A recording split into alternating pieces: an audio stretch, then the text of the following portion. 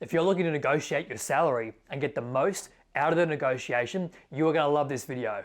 Hey, it's Will Vaughan from Your Career Mastery, and in this video, I'm going to be sharing my top 2 tips when it comes to negotiating your salary, whether you're starting a new job or you're negotiating a salary increase in the role that you're currently in. So one of the most important parts of negotiating your salary is knowing your number. That is, knowing what you're worth and what salary you're aiming for. If you go into a negotiation and you don't know what your price is, if you don't know your value and what number you're looking to get out of the negotiation, how are you going to know if you were successful in that process? Think about it like selling your house. If you were going to put your home on the market to take bids from buyers at an auction or sell it privately, you would want to know what your house is worth to ensure that you actually get the best deal possible on your property.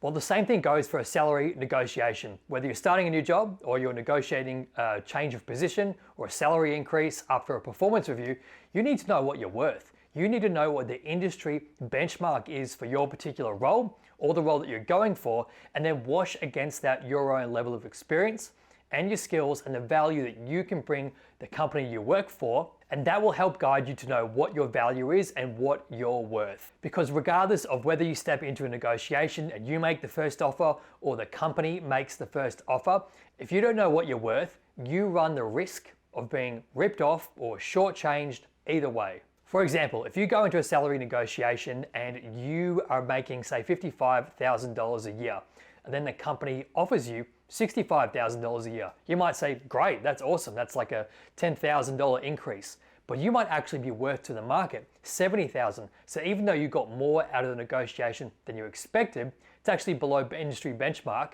and you could have gotten more money out of the negotiation. So you never want to leave money on the table, but the most important thing going in is to know your value and know what you're worth and be confident in that. Because when you come to the point of stating your price or your value in the negotiation and what your salary expectations are, you want to say that number with confidence and conviction. So if there is a negotiation, you can back up why that value is the way it is. And if you don't know your value, I highly suggest going and speaking to a recruiter or several recruiters to get a view on what the industry benchmark is. And once you know what the benchmark is, you can work with that recruiter to wash against that your own level of experience, because even though there's a benchmark, the benchmark will be your salary range. You need to know where you sit on that range to understand, for the stage that you're at in your career, what your price tag essentially is or could be. So that's the first tip about coming into a salary negotiation and making sure it's successful. You need to know your number, so important. Now, tip number 2 for negotiating your salary is all about coming from a place of value.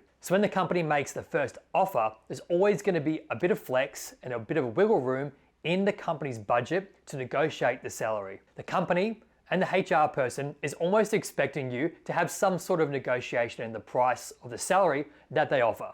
And one of the key things here to remember when you're going through any negotiation, especially with a company for a new role, is that for the right candidate, almost any company is willing to flex the budget. So what that means is if they make the salary offer and they need you in this role, they said you're the top candidate, they want you to start immediately, they're going to flex their budget after they've invested all this time in a recruitment process, and maybe they've been trying to backfill this role for several months. They want you in that role ASAP. They're going to be willing to flex 5, 10, maybe even 15K extra in order just to land you in the role and get this negotiation over the line. But another really important thing to remember here is that when you're going into a negotiation with a prospective employer, you want to be cool about it, right? You don't want to come across as greedy or stingy and haggling over every little dollar. So one of my tips that I actually use in my career that I learned from one of my best friends who works as a very senior role for a very large tech company is that it's all about coming from a place of value. So when they make the salary offer and you do decide that you want to actually try and negotiate an extra 10, 15, 20K, whatever it is, you always want to be positioning it from a place of value.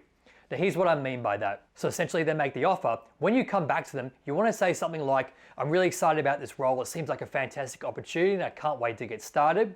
I've had a lot more of a think about the role based on the conversations that I had with the hiring manager or with the recruiter. And I really think there's a lot of experience, a lot of benefit, and a lot of value that I can bring to this role and some of the key projects that we talked about. And for that reason, I will just be looking for an extra 10, 15, 20,000 in terms of the salary that I expect. But actually state your number. Don't say I'm looking for an extra 10K. Say I would be looking at a salary more like this number. And again, all about framing it from the value that you believe you can bring this role based on the conversations that you've had with the hiring manager. And you can even mention some specific projects that you talked about, again, just to hang your hat on and to make the value positioning much more tangible and actually irrefutable for the hiring manager or for the recruiter. Hope those 2 tips help you in your next salary negotiation.